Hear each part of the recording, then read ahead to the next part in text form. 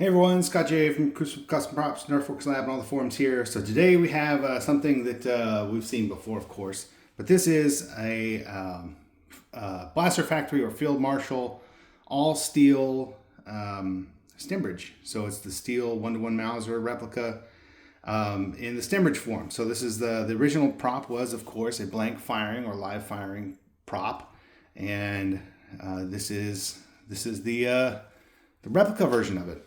Now, on camera, this comes out way lighter than it actually does in person. So this is quite a bit darker than you're actually seeing it. It's the same with the wood. It's fairly close, but it's showing up a lot more than what my eyes see, and I'm looking at them at the same time. But anyway, this is a Webley stock. This is one of the Blaster Factory stocks. Hello, Chunky. And the owner wanted me to finish this and try and make it look old, and so I've done that. Just kind of showing that off as well.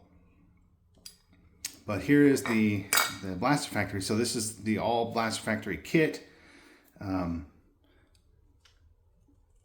This is the Elite scope. So the kit came with their standard scope, which is quite a bit. It's an older scale. It's before we helped Chris dial in the correct parts. But yeah, so this is the newer Elite scope. So if you're ordering one of these kits, I'd strongly suggest get the Elite scope, where it's got the cap mold line and the dimple and everything, and the correct windage knob base and the brass and the cut screw.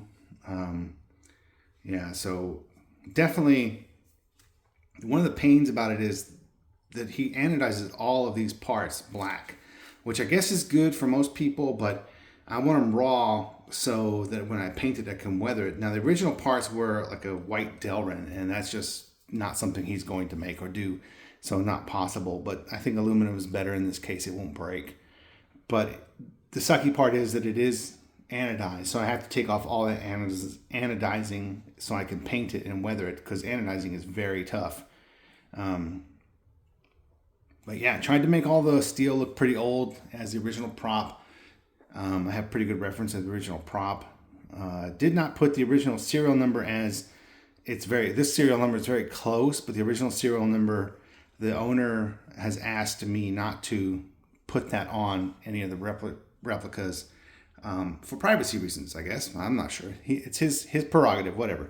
I have the pictures, so I will honor that request.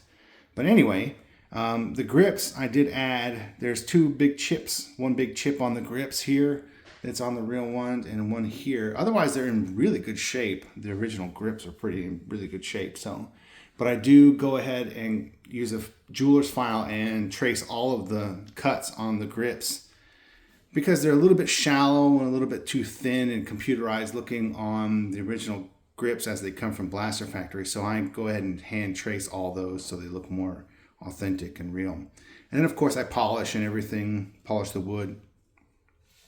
And yeah, so it looks pretty good. Uprated springs on everything. Of course that's not a spring, it's tension.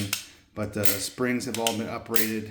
Uprated the hammer spring, uprated there's a new spring under here actually. The Blaster Factory's been shipping out, which is good. And the trigger spring also has been uprated, so everything should feel really nice and positive, kind of like a real one. But yeah, so all the fire blue parts are fire blues as they should. Yeah, pretty cool. These are great props. This is the next best thing to getting a real firing, which I don't recommend because they're such a pain and you have to deal with all the FFL laws and all that stuff. So if you want the realest thing you can, steel Mauser kit is the way to go. It's the right weight, it's the right look, it's the right material, and it's only going to look better with age. It's going to age as you handle it and as it sits. But I do, like a real firearm, you do need to keep this oiled, the light coat of oil on it, otherwise it will rust. So yeah, definitely super cool, but you got to take care of it. You can't just sit on a shelf forever and expect it to look like this, because it will brown and it will rust.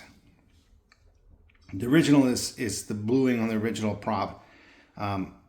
Contrary to some of the photos, what the photos may look like, I have really good photos and good lighting, and it is actually really browned out and kind of faded. but depending on a lot of the flash photography of it, it makes it look darker than it is. But yeah, so here it is. All right. And there is quite a lot of overspray on the original flash hider too.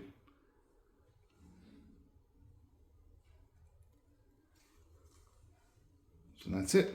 All right. Thanks for watching. Here's the stock one more time.